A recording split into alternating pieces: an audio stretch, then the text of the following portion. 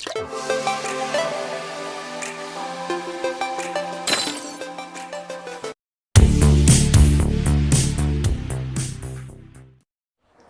વિદ્યાર્થીઓ, આપણે લાસ્ટ લેક્ચરની અંદર કેપેસિટર વિશેની કેટલીક થિયરીઓ સમજી હતી. કેપેસિટરનું શ્રેણી જોડાણ, કેપેસિટરનું સમાંતર જોડાણ, ત્યારબાદ કેપેસિટરમાં સંગ્રહિત ઉર્જાનું સૂત્ર તારવ્યું હતું UE બરાબર 1/2 CV². બીજું સૂત્ર કીધું હતું Q²/2C. ત્રીજું સૂત્ર હતું 1/2 QV. ત્યારબાદ વિદ્યુત ક્ષેત્રની ઉર્જા ઘનતાનું સૂત્ર 1/2 ε0 E². આ એક સૂત્ર તારવ્યું હતું. બરોબર છે. આજથી આપણે હવે કેપેસિટરને રિલેટેડ કેટલાક દાખલાઓની શરૂઆત કરીએ. કઈ રીતના દાખલાઓ છે તે તમે સમજતા જાઓ. ડાઇલેક્ટ્રિક અચળાંક K ધરાવતા દ્રવ્યના એક ચોસલાનું ક્ષેત્રફળ સમાંતર પ્લેટ કેપેસિટરની પ્લેટ જેટલું છે. કેવા શું માંગે છે? સમાંતર પ્લેટ એક કેપેસિટર, એની જે પ્લેટનું ક્ષેત્રફળ હોય એટલું જ ક્ષેત્રફળ ધરાવતો. આ એક સમાંતર પ્લેટ કેપેસિટરની મેં બે પ્લેટો દર્શાવી. એના જ ક્ષેત્રફળ જેટલું ક્ષેત્રફળ ધરાવતો એક ચોસલો, પણ એનું ડાઇલેક્ટ્રિક અચળાંક કેટલું છે? K. તેની જાડાઈ 3/4D છે, એટલે કે ડીના 3 ગણા કરી ચોથા ભાગ જેટલી, 3D/4 જેટલી. જ્યાં D એ આ બે પ્લેટ વચ્ચેનું શું છે? અંતર. આ ટોટલ અંતર D છે, તેમાંથી એનો ત્રીજો ભાગ એટલે આટલી જાડાઈ થઈ, 3D/4 જેટલી જાડાઈ. એ શું છે? તો કે આ ભાગ એ K જેટલી ડાઇલેક્ટ્રિક અચળાંકવાળો ભાગ છે. જ્યારે બાકીના ભાગમાં હવે હવા વધી, એ ભાગ કેટલો બાકી વધશે? D/4. ફરીથી એક વખત સમજો. આ એક સમાંતર પ્લેટ કેપેસિટર, જેની વચ્ચે શરૂઆતમાં ટોટલ હવા હતી, જાડાઈ હતી D જેટલી. એના 3D/4 જેટલા ભાગમાં K જેટલા ડાઇલેક્ટ્રિક અચળાંકવાળું એક ચોસલું મૂકવામાં આવે છે, અને હવે એક નવું કેપેસિટર બન્યું આખું. તો એ કેપેસિટન્સમાં કેવો ફેરફાર થાય તે આપણે શોધવાનો છે. હવે તમે જુઓ તો અહીંયા આગળ ટોટલ આ એક કેપેસિટર અને આ આખું તરત બીજું કેપેસિટર થાય. બે કેપેસિટર એકબીજા સાથે કેવા જોડાણમાં આવ્યા? શ્રેણી જોડાણમાં. ચલો શું કહેવાશે? K ડાઇલેક્ટ્રિક અચળાંકવાળા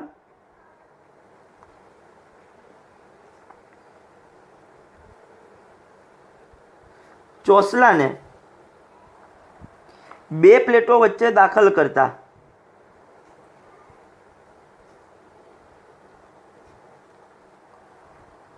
તંત્રમાં બે કેપેસિટરોનું શ્રેણી જોડાણ થાય છે. શું થયું? K ડાઇલેક્ટ્રિક અચળાંકવાળો જ્યારે ચોસલો દાખલ કર્યો ત્યારે જે આખું તંત્ર હતું એમાં બે કેપેસિટરોનું શું થઈ ગયું? શ્રેણી જોડાણ. ચલો હવે આ પહેલો કેપેસિટર C1, એનું જે કેપેસિટન્સ આપણે કહીએ C1, જો ડાઇલેક્ટ્રિક અચળાંકવાળું હોય, નોર્મલ કેપેસિટર હોય, વચ્ચે શૂન્યાવકાશ હોય, તો એના કેપેસિટન્સનું સૂત્ર શું છે? C બરાબર ε0A/D. ε0A/D, પણ D તરીકે કેટલું છે? 3D/4. છેદનો છેદ ક્યાં જવાનો છે? અંશમાં. અત્યારે આ રીતે લખીએ. પણ જો K ડાઇલેક્ટ્રિક અચળાંકવાળું હોય તો કેપેસિટન્સ કેટલું થાય છે? K ગણું. તો આગળ K આવી ગયું. ફરીથી એક વખત વિદ્યાર્થીઓ, એક નોર્મલ સમાંતર પ્લેટ કેપેસિટર હતું, એની વચ્ચે 3D/4 જાડાઈનું ટોટલ પહોળાઈ હતી D, જ્યાં D એ બે પ્લેટ વચ્ચેનું અંતર છે, ટોટલ પહોળાઈ હતી D. એના 3D/4 જેટલા ભાગમાં, આનો મતલબ એવો થાય કે પહેલાં તો Dના ટોટલ 4 ભાગ પાડ્યા અને એને પાછા 3 વડે ગુણી નાખ્યા, એટલે ટૂંકમાં 75% ભાગમાં K ડાઇલેક્ટ્રિક અચળાંકવાળું જ્યારે ચોસલું દાખલ કરવામાં આવે ત્યારે તંત્રના કેપેસિટન્સમાં કેવો ફેરફાર થશે એવો આપણો પ્રશ્ન છે. તો આપણે વાક્ય લખ્યું કે K ડાઇલેક્ટ્રિક અચળાંકવાળું ચોસલું દાખલ કરતા તંત્રમાં બે કેપેસિટરનું શું થાય છે? શ્રેણી જોડાણ. આ એક અને એક આ બીજું કેપેસિટર, બંનેનું શ્રેણી જોડાણ થાય છે. ચલો આનું કેપેસિટન્સ કેટલું? તો કે પહેલાં તો જો નોર્મલ હવા હોત તો ε0A/D, D તરીકે 3D/4. K ડાઇલેક્ટ્રિક અચળાંકવાળું છે તો K ગણું થઈ જાય. એ K ક્યાં ગયા? ઉપર. C2 બરાબર કહીએ કેપેસિટન્સ. સૂત્ર શું છે? ε0A/D, પણ D તરીકે કેટલા છે? D/4. એ છેદનો છેદ ક્યાં? 4 ક્યાં જાય? અંશમાં. એ રીતે પણ દર્શાવી શકાય. કમ્પ્લીટ વિદ્યાર્થીઓ અહીંયા સુધી ખબર પડશે. ચલો અહીંયા આગળ હું આ C1 ને 4 ઉપર લઈ જાઉં તો 4k એપ્સાલોન 0a અપોન 3d. આની અંદર ઉપર લઈ જઈએ તો 4 એપ્સાલોન 0a અપોન d. આ C2 ની વેલ્યુ મળી, આ C1 ની વેલ્યુ. હવે આ બંનેનું તો કેવું જોડાણ છે? શ્રેણી જોડાણ. તો જે સમતુલ્ય કેપેસિટન્સ કહીએ,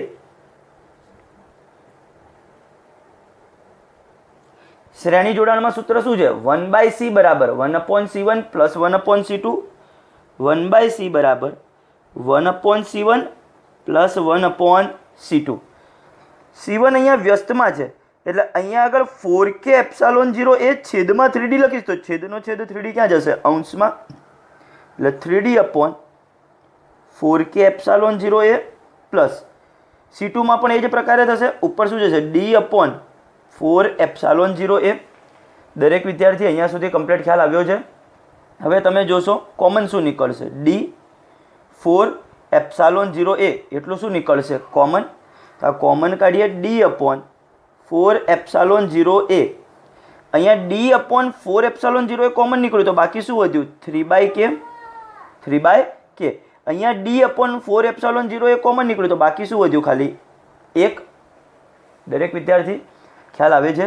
ચલો અહીંયા આગળ કે શું આવશે? લસા. કે ઉપર ગુણાકારમાં જાય એટલે ટોટલ d અપોન 4 એપ્સાલોન 0 એ કે લસા. કે ઉપર જાય તો શું થશે? 3 + k. હવે આ તો મારી વેલ્યુ થઈ 1/c ની. મારે તો સમતુલ્ય કેપેસિટન્સ એટલે કે C શોધવું છે. તો પાછું વ્યસ્ત કરીશું એટલે C બરાબર શું થશે? અહીંયા આગળ 4 એપ્સાલોન 0 a અપોન d. અહીંયા પણ વ્યસ્ત થશે તો શું થશે? k upon 3 + k. આટલું થયું. તમે જુઓ આ એપ્સાલોન 0 a અપોન d એટલે તો શું થયું કહેવાય? મૂળ કેપેસિટન્સ. જો k ડાઇલેક્ટ્રિક અચળાંકવાળું માધ્યમ અંદર ચોસલું દાખલ ન કર્યું હોત અને ટોટલ ભાગમાં હવા હોત અને ટોટલ પહોળાઈ કેટલી હોત? d. તો ત્યારે કેપેસિટન્સ કેટલું થાત? એપ્સાલોન 0 a અપોન d. આ રીતનું થાત. તો એપ્સાલોન 0 a અપોન d ની જગ્યાએ શું લખાશે? C0. આ 4 અહીંયા ગુણાકારમાં છે જેને હું અહીંયા લખી નાખું તો 4k અપોન k + 3. આને મેં આગળ પાછળ લખ્યું સાથે C0. આમ કેપેસિટન્સ 4k અપોન k + 3 ગણું થાય છે. આ નવું કેપેસિટન્સ એ મૂળ કેપેસિટન્સ કરતાં કેવું થયું? તો કે 4k અપોન k + 3 ગણું થયું. ફરીથી એક વખત આખો એક્ઝામ્પલ સમજી લો.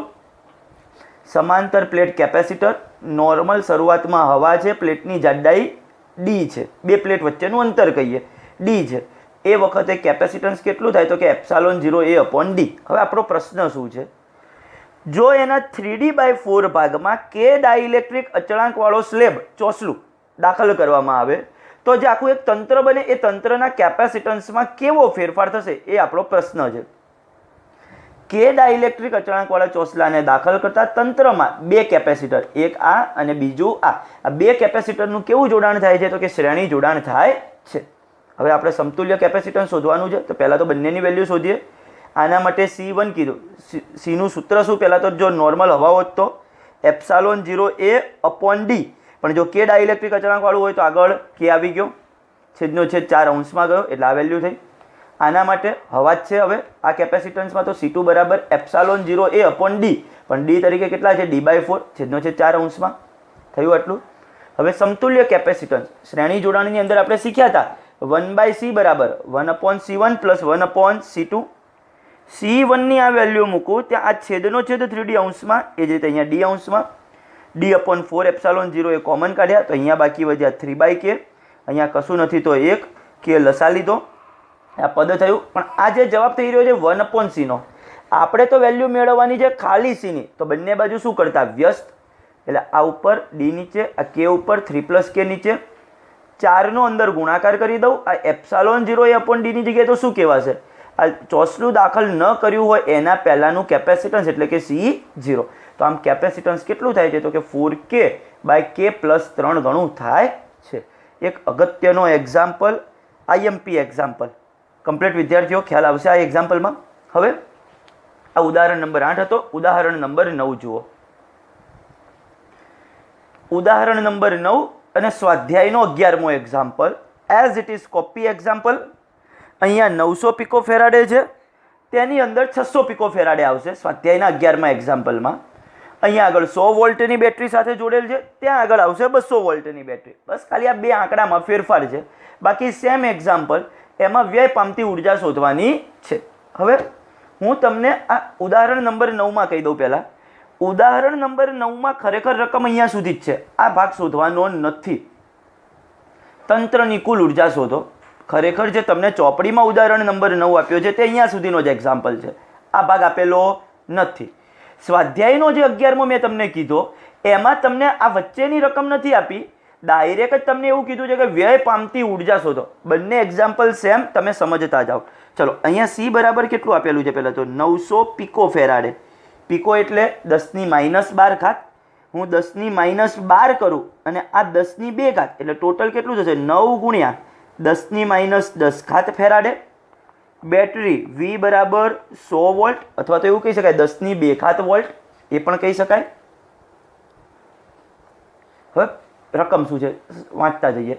900 પિકો ફેરાડેનું એક કેપેસિટર 100 વોલ્ટની બેટરી વડે ચાર્જ કર્યું છે. એટલે કે આ બેટરી સાથે આ કેપેસિટરને જોડી દઈએ આપણે. આ એક કેપેસિટર,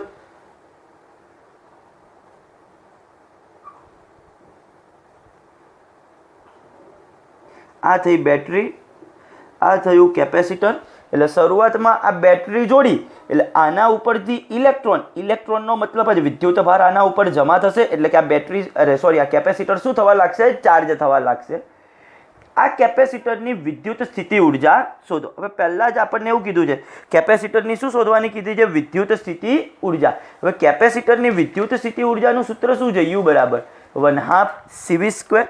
તો પહેલાં જ શોધી નાખીએ કે કેપેસિટરમાં સંગ્રહ પામેલ ઉર્જા અથવા તો કેપેસિટરની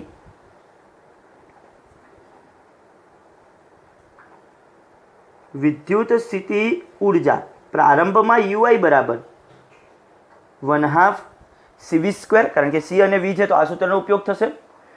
જો Q આપેલો હોય તો બીજું સૂત્ર હતું Q²/2C, ત્રીજું સૂત્ર હતું 1/2 QV. અત્યારે આ સૂત્રનો ઉપયોગ કરીશું 1/2 CV². ચલો કિંમત મૂકીએ. આ 1/2 C ની વેલ્યુ 9 ગુણ્યા 10⁻10, V², 10⁻2 વર્ગ થશે 10⁻4. 9 ભાગ્યા 2 કરશો એટલે જવાબ આવશે 4.5 અને સાથે 10ની કેટલી ઘાત આવશે? 10⁻6. આટલી ઉર્જાનો એની અંદર શું થશે? સંગ્રહ. એકમ આવશે જૂલ. કમ્પ્લીટ વિદ્યાર્થીઓ અહીંયા સુધી ફરીથી એક વખત. આટલા પિકો ફેરાડેનું કેપેસિટર, એને આ બેટરી સાથે જોડ્યું આ રીતે, અને એ વખતે તેની વિદ્યુત સ્થિતિ ઉર્જા UI બરાબર 1/2 CV². હવે શું કીધું છે? હવે આ કેપેસિટરને બેટરીથી છૂટું કરી, હવે અહીંથી આ કેપેસિટરથી આ બેટરીને શું કરી દેવાનું? છૂટું. એટલે કે બેટરી દૂર કરી દેવાની. શરૂઆતમાં બેટરી જોડી એટલે આની ઉપર વિદ્યુત ભાર તો સંગ્રહ પામી ગયો, તો જ એની વિદ્યુત સ્થિતિ ઉર્જા આવી. છૂટું કરી બીજા એક સમાન વિદ્યુત ભાર રહિત કેપેસિટર સાથે સમાન હોય, એટલે કે આનું કેપેસિટન્સ C છે તો જે બીજું જોડું એનું પણ કેટલું જ થશે? 900 પિકો ફેરાડેનું જ થશે.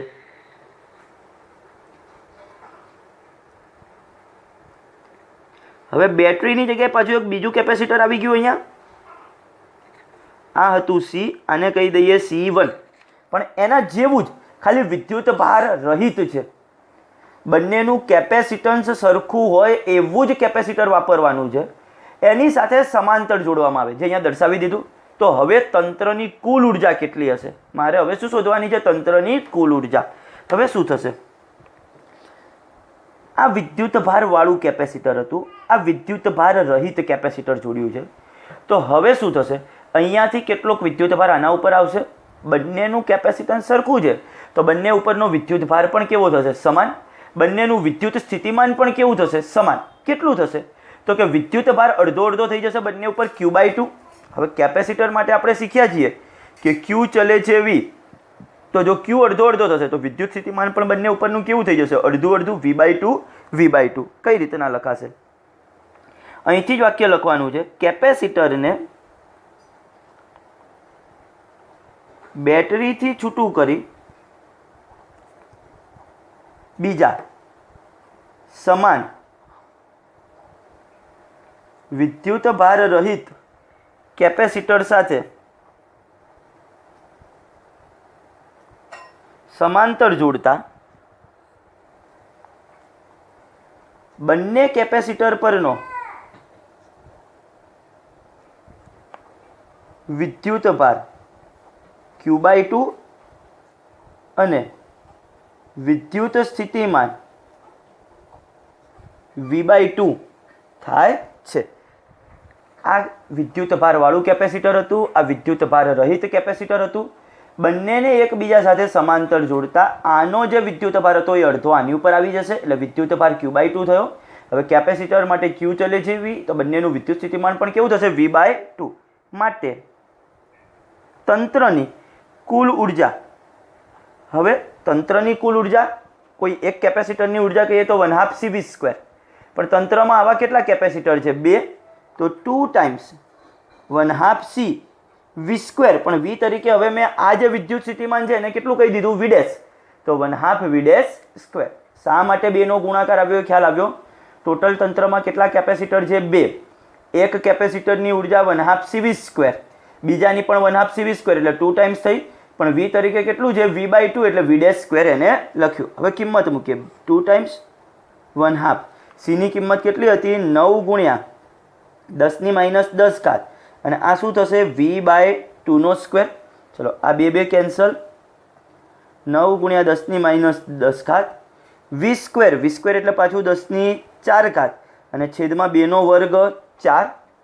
9/4 કરશો તો તમારો જવાબ આવશે 2.25 ગુણ્યા 10⁻6 જૂલ. તો ટૂંકમાં તંત્રની કુલ ઉર્જા કેટલી થઈ ગઈ? હવે 2.25 ગુણ્યા 10⁻6 જૂલ. કમ્પ્લીટ વિદ્યાર્થીઓ અહીંયા સુધી? વ્યય પામતી ઉર્જા શરૂઆતમાં આટલી હતી 4.5, હવે કેટલી રહી ગઈ? 2.25. તો વ્યય પામતી ઉર્જા એટલે UI - UF. વ્યય પામતી ઉર્જા બરાબર UI - UF. UI હતું 4.5 ગુણ્યા 10⁻6, આ માઇનસ 2.25 ગુણ્યા 10⁻6. તમે 4.5 માંથી 2.25 ને બાદ કરો તો કેટલા વધશે? 2.25. તો 2.25 ગુણ્યા 10⁻6 જૂલ. 10⁻6 એને માઇક્રો પણ કહેવાય. 2.25 માઇક્રો જૂલ. આટલી ઉર્જાનો શું થશે? વ્યય થશે. ફરીથી એક વખત આખો એક્ઝામ્પલ સમજી લો. શરૂઆતમાં કેપેસિટન્સ આપ્યું હતું, 20 વોલ્ટની બેટરીનું વિદ્યુત સ્થિતિમાન આપ્યું હતું, તંત્રની સ્થિતિ ઉર્જા શોધવાની હતી. એક કોમન સૂત્ર 1/2 CV², એટલે આપણને ઉર્જા મળી ગઈ. હવે એવું કીધું છે આ બેટરીને અહીંથી કાઢી નાખું અને આનું જેટલું જ કેપેસિટન્સ હતું એવા જ એટલા જ કેપેસિટન્સવાળા પણ વિદ્યુત ભાર રહિત એક કેપેસિટરને આની સાથે સમાંતર જોડી દઉં, જે પરિસ્થિતિ મેં અહીંયા દર્શાવેલી છે. તો આ સ્થિતિમાં તંત્રની કુલ ઉર્જા શોધો. તો આવું જ્યારે કરવામાં આવે ત્યારે બંને કેપેસિટર પરનો વિદ્યુત ભાર કેટલો થઈ જશે? Q/2. બંનેનું વિદ્યુત સ્થિતિમાન પણ કેટલું થઈ જશે? V/2. કમ્પ્લીટ વિદ્યાર્થીઓ? ખ્યાલ આવશે? તમે બીજી રીતે પણ કરી શકો. હજી તમે આ એક ભાગ શોધ્યો. તમે હવે શોધો કે તંત્ર શરૂઆતમાં પ્રારંભમાં કેપેસિટર પરનો વિદ્યુત ભાર Q = CV. આ બંનેનો ગુણાકાર કરો એટલે એ ટોટલ વિદ્યુત ભાર થયો. હવે વિદ્યુત ભાર તો ચોક્કસ અડધો થશે જ, તો અડધા વિદ્યુત ભારનું મૂલ્ય શોધો. અને ત્યારબાદ તંત્રની કુલ ઉર્જા 2 કેપેસિટન્સ હોય ત્યારે 2 અને સૂત્ર કયું વાપરવાનું? Q²/2C. Q²/2C. એમાં જે નવું Qનું મૂલ્ય શોધ્યું હોય તે અને ભાગ્યા 2C એ રીતે કરો તો પણ આ જ જવાબ આવશે. કમ્પ્લીટ? દરેક વિદ્યાર્થીને અહીંયા સુધી ખ્યાલ આવશે. હવે આ જે ઉદાહરણ નંબર 9 હતો એવો જ સેમ એક્ઝામ્પલ જે હું તમને ડાયરેક્ટ જ હવે આ પેમ્પલેટના પેજમાંથી ડાયરેક્ટ તમને સમજાવી દઈશ.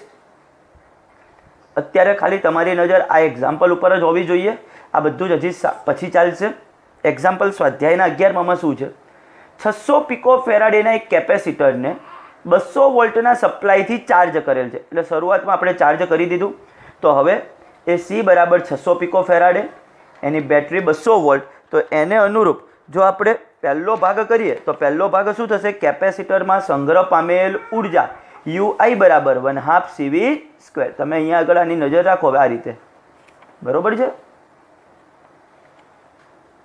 ચાલો, શું થયું? કેપેસિટરમાં સંગ્રહ પામેલ ઉર્જા UI = 1/2 CV². એટલે તમને મળશે 12 × 10⁻6 જૂલ. હવે શું કીધું? પછી તેને બેટરીથી અલગ કરીને બીજા 600 પિકોફેરાડેના વિદ્યુતભાર રહિત કેપેસિટર સાથે જોડવામાં આવે છે તો આ પ્રક્રિયામાં કેટલી ઉર્જાનો વ્યય થશે?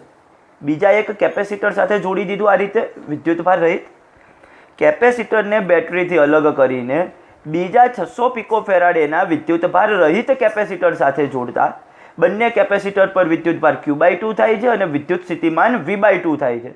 તંત્રની કુલ ઉર્જા કહું હવે પહેલાં તો UF, ડાયરેક્ટ વ્યય પામતી ઉર્જા ન મળે, અંતિમ ઉર્જા ટોટલ 2 કેપેસિટર એટલે 2 ગુણ્યા એક કેપેસિટરની ઉર્જા 1/2 CV², પણ હવે V તરીકે કેટલું છે આ V ડેશ એટલે 1/2 CV². ફરીથી એની કિંમત મૂકો એટલે તમને આ રીતનો જવાબ મળશે. વ્યય પામતી ઉર્જા UI માઇનસ UF કરશો 12 ગુણ્યા 10⁻6 -6 ગુણ્યા 10⁻6 ટોટલ મળશે 6 ગુણ્યા 10⁻6 10⁻6 એટલે માઇક્રોજૂલ. ટૂંકમાં ટોટલ જવાબ આવશે 6 માઇક્રોજૂલ. દરેક વિદ્યાર્થીને આ એક્ઝામ્પલમાં ખબર પડશે.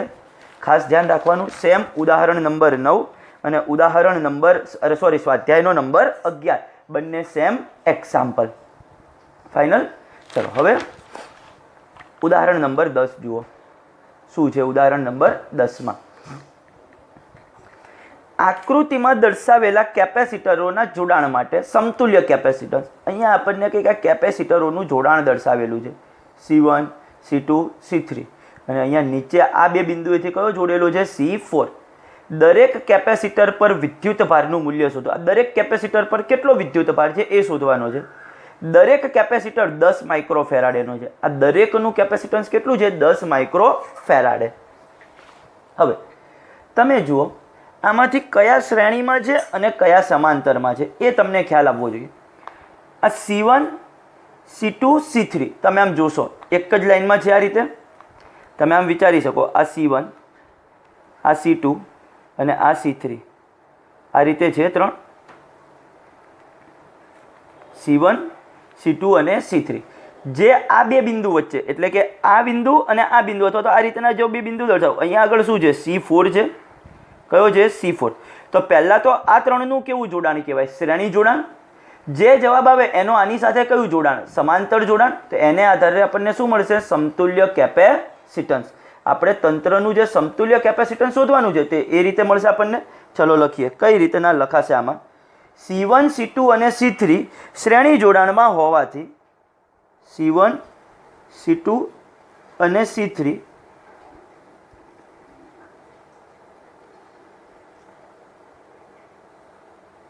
શ્રેણી જોડાણમાં હોવાથી સમતુલ્ય કેપેસિટન્સને જો 1/C' કહીએ. કેમ? આપણે સૌથી છેલ્લાને C જવાબ આપીએ. હજી આની સાથેનું એનું સમાંતર જોડાણનો જે જવાબ લખીશું એને C વડે દર્શાવીશું. તમે યાદ કરો 10માં પણ આપણે R dash, R double dash, R triple dash એ રીતે દર્શાવતા હતા. અહીંયા દર્શાવીશું 1/C'. શ્રેણી માટે શું થાય? 1/C1 plus 1/C2 plus 1/C3. કિંમત મૂકો. દરેકની 10 જ છે. 1/10 1/10 પ્લસ 1/10. દરેકનો લસા 10 જ છે તો 1 + 1 + 1 એટલે ટોટલ થશે 3/10. પણ મારે તો C' શોધવાનું છે તો બંને બાજુ વ્યસ્ત કરવું પડશે. C' બરાબર 10/3. 10/3 કરીએ તો કેટલા થશે? 3.33 માઇક્રોફેરાડે. આ શું આવ્યું? તો કે આ જે 3 હતા કેપેસિટર C1, C2 અને C3 એના શ્રેણી જોડાણનું સમતુલ્ય. મારે તો તંત્રનું સમતુલ્ય કેપેસિટન્સ શોધવું છે. તો આ C' અને C4. હવે જો હું આને આ બધાની જગ્યાએ અહીંયા C' કરી નાખું ખાલી અને અહીંયા આગળ છે C4 તો આ બંનેનું કેવું જોડાણ છે? સમાંતર જોડાણ. તો લખીશું C' અને C4 સમાંતર જોડાણમાં હોવાથી તંત્રનું સમતુલ્ય કેપેસિટન્સ C બરાબર. હવે સમાંતરમાં શું થાય? બંનેનો સરવાળો C' વત્તા C4. C' ની કિંમત હતી 3.33, C4 ની કિંમત હતી 10. માટે તંત્રનું સમતુલ્ય કેપેસિટન્સ કેટલું આવી ગયું? 13.33 માઇક્રોફેરાડે. કમ્પ્લીટ વિદ્યાર્થીઓ અહીંયા સુધી ખ્યાલ આવે? ફરીથી એક વખત. C1, C2 અને C3 કેવા જોડાણમાં હતા? શ્રેણી જોડાણમાં હતા. શ્રેણી જોડાણનું સમતુલ્ય કેપેસિટન્સ કહીએ તો 1/C' બરાબર 1/C1 plus 1/C2 plus 1/C3 1/10 plus 1/10 plus 1/10 3/10. પણ આ તો 1/c' બરાબર છે. મારે c' શોધવું હોય તો બે બાજુ વ્યસ્ત કર્યું એટલે 3.33 માઇક્રોફેરાડે મળ્યું. આ ત્રણેયની જગ્યાએ c' લખ્યો, આ C4. તો આ બંનેનું કેવું જોડાણ થયું? સમાંતર જોડાણ. સમતુલ્ય કેપેસિટન્સ C બરાબર કહીએ તો c' વત્તા C4. હવે આ તો સમતુલ્ય કેપેસિટન્સ એટલે અહીંયા સુધીનો ભાગ પૂરો થયો. હવે દરેક કેપેસિટર પર વિદ્યુતભાર. હવે શું થશે? આ જે વિદ્યુત સ્થિતિમાન છે, તમે એવું વિચારો, આ રકમમાં હવે વિચારવાનું છે. અહીંયા આગળ આ બે છેડા વચ્ચે બેટરી જોડેલ છે, 20 વોલ્ટ એટલે કે આ 500 વોલ્ટ. અહીંયા જુઓ, સમાંતરની અંદર વોલ્ટેજ કેવો હોય? સરખો. સમાંતર જોડાણની અંદર V સમાન હોય, શ્રેણી જોડાણમાં Q સમાન હોય. તો અહીંયા V સમાન હોય તો આ C4 પર પણ વિદ્યુત સ્થિતિમાન V હશે. આ C' છે એના ઉપર પણ વિદ્યુત સ્થિતિમાન કેટલો હશે? V હશે. C4 ઉપર પણ વિદ્યુત સ્થિતિમાન V એટલે 500 વોલ્ટ હશે અને C' એની અંદર એના બે છેડા વચ્ચે V જ હશે. તો હવે જો C4 પરનો વિદ્યુતભાર Q4 શોધવો હોય તો V અહીંયા આગળ છે અને C4 ની વેલ્યુ પણ છે. તો સૂત્ર શું થઈ જશે? ડાયરેક્ટ Q બરાબર CV, એને આધારે C4V. તો હવે લખીએ, કેપેસિટર C4 પરનો વિદ્યુતભાર Q4 બરાબર, સૂત્ર શું થશે? C4 × V, Q બરાબર CV. પણ C તરીકે C4 લેવો પડે. હવે C4 ની વેલ્યુ હતી 10 માઇક્રોફેરાડે. માઇક્રો એટલે 10⁻6. V તરીકે પાછું કેટલું છે? 500 વોલ્ટ. થશે આટલું. ચલો, આ 0 અને આ બે જોડે 10⁻3. આ થઈ 10⁻3 એટલે ટોટલ જવાબ આવશે 5 × 10⁻3 કુલમ. 10⁻3 એટલે મિલી કુલમ, તો 5 મિલી કુલમ. આ શેના ઉપરનો વિદ્યુતભાર આવ્યો? કેપેસિટર C4 પરનો વિદ્યુતભાર. હવે આ બધા જ શ્રેણીમાં છે. આ બધાની જગ્યાએ જે C' કીધું, જો C' × V કરું, C' × V, તો એ આના ઉપરનો વિદ્યુતભાર મળે. હવે એ C' એ કોના માટેનું હતું? આ ત્રણના શ્રેણી જોડાણનું. તો શ્રેણી જોડાણમાં તો વિદ્યુતભાર કેવો હોય? સરખો. તો આ ત્રણેય પરનો વિદ્યુતભાર C1, C2 અને C3 પરનો વિદ્યુતભાર જે પણ હશે Q બરાબર CV. પણ C તરીકે શું કરવું પડે? C'V. તો લખીએ, કેપેસિટર C1, C2 અને C3 પરનો વિદ્યુતભાર Q બરાબર શું લખાશે? C'V. C' તરીકે હતું 3.33 ગુણ્યા માઇક્રોફેરાડેમાં કેટલા? 10⁻6. V તરીકે કેટલા છે? 500. કમ્પ્લીટ વિદ્યાર્થીઓ? તમે આ 500 એટલે કે 3.33 નો 5 સાથે ગુણાકાર કરશો, 3.33 નો 5 સાથે ગુણાકાર, તો તમને જવાબ મળશે 16.7. 16.7 અને સાથે આ 10⁻4 કુલમ. એને પણ જો મિલી કુલમમાં લાવવું, 1 પોઈન્ટ આગળ લાવો, 1.67 ગુણ્યા 10⁻3 કુલમ. જવાબ આવશે 1.67 મિલી કુલમ. વિદ્યાર્થીઓ, એક્ઝામ્પલ થોડોક અહીંયાથી અઘરો છે. કઈ રીતના આવ્યું એ સમજો. સૌથી પહેલું આપણને પ્રશ્ન કીધો છે કે તંત્રનું સમતુલ્ય કેપેસિટન્સ. કેપેસિટન્સ તંત્રનું સમતુલ્ય શોધવું હોય, પહેલા તો આ ત્રણ કેવા જોડાણમાં? શ્રેણી જોડાણ. તો એને આધારે C' ની વેલ્યુ મળી. એ ત્રણની જગ્યાએ જો C' દર્શાવું તો C' અને આ C4 વચ્ચે, C4 એ બંને કેવા જોડાણમાં? સમાંતર. એટલે તંત્રનું સમતુલ્ય કેપેસિટન્સ તો મળી ગયું. હવે તમે વિચારો, અહીંયા આગળ તમે C' છે, વચ્ચે C4 છે અને નીચે 20 વોલ્ટની બેટરી છે. આ બંને જો સમાંતર જોડાણમાં હોય તો બંને ઉપરના વિદ્યુત સ્થિતિમાનનું મૂલ્ય કેવું હોય? સરખું. આપણે થિયરીમાં પણ શીખ્યા હતા. સમાંતર જોડાણવાળી જો તમે થિયરી કાઢો, હા, 20 વોલ્ટની બેટરી હોય તો દરેક સમાંતરની અંદર વિદ્યુત સ્થિતિમાન કેવું હોય? દરેક માટેનું સરખું. તો એ વિદ્યુત સ્થિતિમાન દરેક માટેનું V થશે. તો આના ઉપરનું વિદ્યુત સ્થિતિમાન પણ થઈ ગયું અને એના કેપેસિટન્સનું મૂલ્ય પણ ખબર છે. તો એના ઉપરનો વિદ્યુતભાર Q4, C4 × V. કમ્પ્લીટ. અહીંયા સુધી તો ખબર પડી ગઈ. હવે આ મેન વસ્તુ છે. આના ઉપરનો વિદ્યુતભાર મળે C'V Q મળે, બરોબર છે. પણ એ C' છે કોના માટે? તો કે આ ત્રણની જગ્યાએ. જો આ ત્રણેય શ્રેણીમાં હોય તો ત્રણેય પરના વિદ્યુતભારનું મૂલ્ય કેટલું હોય? સરખું. એ સરખું એટલે જ કેટલું? તો કે આના બરાબર મળે એ. તો એ Q બરાબર C'V. તો આ ત્રણેય પરના વિદ્યુતભારનું મૂલ્ય મળી ગયું. કમ્પ્લીટ વિદ્યાર્થીઓ, અહીંયા સુધી ખ્યાલ આવશે કઈ રીતના થયો છે આટલો ભાગ. દરેક વિદ્યાર્થીને સમજણ પડતી હશે. આ એક અગત્યના એક્ઝામ્પલ છે, અગત્યનું ચેપ્ટર. શનિવારે એક્ઝામ પણ છે. આ ટોટલી થિયોરિકલ એક્ઝામ્પલો પણ ખાસ સમજવાના, તૈયાર કરવાના. ચલો, ઉદાહરણ નંબર 6 જુઓ. હવે એક દ્રવ્યના અણુને, કોઈક એક દ્રવ્ય પદાર્થ એના એક અણુની 10⁻29 કુલમ ઇન્ટુ મીટર જેટલી કાયમી વિદ્યુત ડાયપોલ ચાક માત્રા છે. આટલી એની ડાયપોલ ચાક માત્રા છે પી.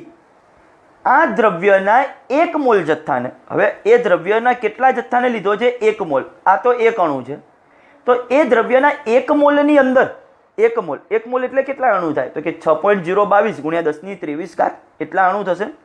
તો 1 મોલ અણુની ડાયપોલ ચાક માત્રા પણ મળશે. તો સૌથી પહેલા શું શોધવાનું? દ્રવ્યના 1 મોલ જથ્થાની વિદ્યુત ડાયપોલ ચાક માત્રા બરાબર કેટલી થશે? Na ગુણ્યા 1 અણુની ચાક માત્રા. 1 અણુની ચાક માત્રા આટલી છે. આવા 1 મોલ જથ્થાને ક્યાંક રાખવામાં આવે છે. 1 મોલ એટલે પહેલાં તો 6.02 અથવા 6.022 ગુણ્યા 10⁻23 અને 1 અણુની ચાક માત્રા કેટલી છે? 10⁻29. 10⁻23 અને -29 એટલે 6.02 ગુણ્યા 10⁻6 કુલમ ઇન્ટુ મીટર. આટલી 1 મોલ અણુની ટોટલ ચાક માત્રા થઈ. હવે એને શેમાં રાખવામાં આવે છે? તો કે E બરાબર 10⁶ વોલ્ટ પ્રતિ મીટર મૂલ્યના પ્રબળ વિદ્યુત ક્ષેત્ર લગાડીને ધ્રુવીભૂત કરેલ છે. ક્ષેત્રની દિશા એકાએક 60ના કોણ જેટલી બદલવામાં આવે છે. ટૂંકમાં θ1 બરાબર 0 હતું, ત્યાંથી θ2 બરાબર કેટલું થાય છે? 60 અંશ થાય છે. ક્ષેત્રની નવી દિશામાં ગોઠવાતા મુક્ત થતી ઉષ્માની ગણતરી કરો. કેવા શું માંગે છે? 1 મોલ જથ્થો એટલે કે આટલી ડાયપોલ ચાક માત્રા ધરાવતા ડાયપોલોને, કોઈક એક દ્રવ્યને આટલા વિદ્યુત ક્ષેત્રમાં એને ગોઠવીએ. હવે આપણે ડાયપોલને વિદ્યુત ક્ષેત્રમાં ગોઠવીએ, બરોબર છે? એટલે ચોક્કસ એના ઉપર ટોર્ક લાગશે. તમે થિયરી સમજો. ડાયપોલની સ્થિતિ ઉર્જાની થિયરી હતી U બરાબર -P સદિશ ડોટ E સદિશ -P સદિશ ડોટ E સદિશ -PE cos θ વાળી થિયરી એ યાદ કરો, બરોબર છે? એને અનુરૂપ હવે જો એ ટોર્ક લાગશે એટલે ટોર્ક વિરુદ્ધ કાર્ય કરવું પડે, જેને કારણે આ 60નો કોણ બનાવે છે. તો એ વખતે વ્યય પામતી મુક્ત થતી ઉષ્માની ગણતરી કરો. તો મુક્ત થતી ઉષ્મા, જો એને ΔU કહું તો શું થશે? UF -UI. હવે ડાયપોલ માટે ઉર્જાનું સૂત્ર કયું હતું? -PE cos θ. તો આના માટે શું લખાશે? -PE cos θ2. આ વચ્ચે સૂત્રનું માઇનસ. UI નું સૂત્ર પાછું કયું? -PE cos θ1. દરેક વિદ્યાર્થી ખ્યાલ આવે છે?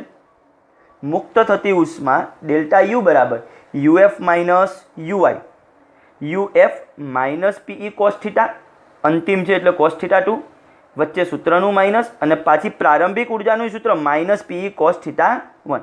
આ માઇનસ માઇનસ પ્લસ થઈ જશે, તો એને હું આગળ લખી શકું આ રીતે: PE cos θ1 minus PE cos θ2. PE શું નીકળશે? કોમન. cos θ1 minus cos θ2. કિંમતો મૂકો. P ની કિંમત, ડાયપોલ ચાક માત્રા 6.02 ગુણ્યા 10⁻6. E વિદ્યુત ક્ષેત્ર 10⁻6. cos θ1 તરીકે cos 0 અંશ, θ2 તરીકે cos 60 અંશ. કમ્પ્લીટ વિદ્યાર્થીઓ ખ્યાલ આવે છે? ચલો, આ તો 10⁻6 10⁻6 ગયા એટલે આ 6.02. cos 0 ની કિંમત 1. cos 60 ની કિંમત કેટલી થાય? 1/2. 1/2 એટલે હું 0.5 લખી શકું. 1 - 0.5 એટલે 0.5. 6.02 ગુણ્યા 0.5, 0.5 એટલે અડધું. 6.02 ગુણ્યા અડધું એટલે કેટલા થશે? 3.01 જૂલ. તો આટલી ઉર્જા મુક્ત પામશે. સૌથી પહેલાં કઈ રીતના શોધવાનું? તો કે દ્રવ્યના 1 મોલ જથ્થાની વિદ્યુત ડાયપોલ ચાક માત્રા, 1 મોલ જથ્થાની શોધી નાખવાની ડાયપોલ ચાક માત્રા આટલી મળશે. વિદ્યુત ક્ષેત્ર આપ્યું છે. શરૂઆતમાં θ1 બરાબર 0 લઈ લઈએ, ત્યાંથી એ 60ના અંશે ભ્રમણ કરે છે, તો θ2 બરાબર 60 થઈ ગયું. મુક્ત થતી ઉષ્મા ΔU બરાબર UF -UI. સૂત્ર એને આધારે આ જવાબ મળશે. ટોટલી સાદું રૂપ જ છે. પછી કમ્પ્લીટ વિદ્યાર્થીઓ, ઉદાહરણ નંબર 6. હવે શું કીધેલું છે? દરેક કેપેસિટરનું કેપેસિટન્સ 9 પિકોફેરાડે હોય. કેપેસિટરનું કેપેસિટન્સ કેટલું છે 9 પિકોફેરાડે. તેવા 3 કેપેસિટરોને શ્રેણીમાં જોડેલા છે. કેપેસિટન્સ 9 પિકોફેરાડે હોય એવા 3 કેપેસિટર, ત્રણેયને શ્રેણીમાં જોડી દીધા. સંયોજનનું કુલ કેપેસિટન્સ તો લખીએ સંયોજનનું કુલ કેપેસિટન્સ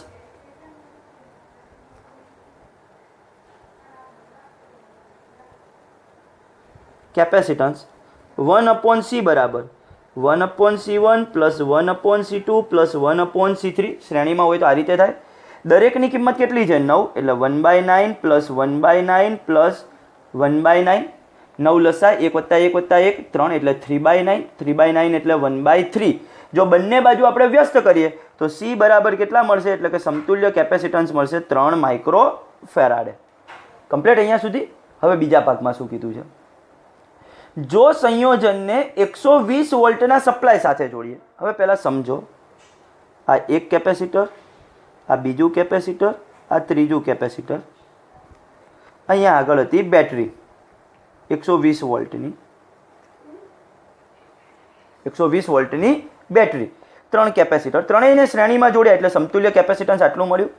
હવે આ ત્રણેય શ્રેણીમાં છે, ત્રણેયનું કેપેસિટન્સ પણ સરખું છે. શ્રેણીમાં હોય તો ત્રણેય પરનો વિદ્યુત ભાર પણ કેવો થાય સરખો. તો જે આ વિદ્યુત સ્થિતિમાન જુદું જુદું હોય કદાચ, પણ એ ત્રણેય માટેનું આને V1 કહું, આને V2 કહું, આને V3 કહું, પણ એ ત્રણેય માટે C અને Q સમાન હોવાથી V પણ કેવું થશે સમાન જ થશે. કારણ કે ટોટલ છેલ્લે તો સૂત્ર શું છે C બરાબર Q/V. જો V ને કરતા બનાવું તો Q/C ત્રણેય માટે કેવું થશે સરખું. પણ એ કેવું થશે તો કે આના ત્રીજા ભાગનું, તો અહીંયા લખવાનું C1 C2 અને C3 સમાન હોવાથી તથા શ્રેણીમાં હોવાથી તેમના પરનો વિદ્યુત ભાર સમાન થાય અને તેથી વિદ્યુત સ્થિતિમાન કેવું થાય સમાન થાય. એ જે V1 બરાબર V2 બરાબર V3 એ કેટલું થઈ જશે તો કે V કરતાં ત્રીજા ભાગનું 120/3 બરાબર કેટલું મળશે 40 વોલ્ટ. ટૂંકમાં આપણને દરેક કેપેસિટરની આસપાસ જે વિદ્યુત સ્થિતિમાનનો તફાવત શોધવાનો હતો કે આના આના અને આના એ ત્રણેય માટે કેટલો થશે તો કે 40 વોલ્ટ. તમારે આકૃતિ દોરવાની નથી પણ આ બધી વસ્તુ સમજવા માટે છે કે કઈ રીતના એની અંદર ફેરફાર થાય. દરેક વિદ્યાર્થીને અહીંયા સુધી ખ્યાલ આવ્યો હશે કઈ રીતનું છે. આટલા એક્ઝામ્પલ ખાસ તૈયાર કરવાના. હજી કેપેસિટરને લગતા 3-4 એક્ઝામ્પલ બાકી છે. ત્યારબાદ ચેપ્ટરની છેલ્લો કેટલોક થિયરીનો ટોપિક, સ્વાધ્યાયના ઉદાહરણના બધા જ દાખલા કમ્પ્લીટ થઈ જશે. હવે દાખલાઓ કોઈ જ બાકી નથી, ખાલી થિયરિકલ પ્રશ્નો પછી બાકી રહેશે અને ત્યારબાદ આપણે ચેપ્ટરના MCQ જોઈશું. કમ્પ્લીટ.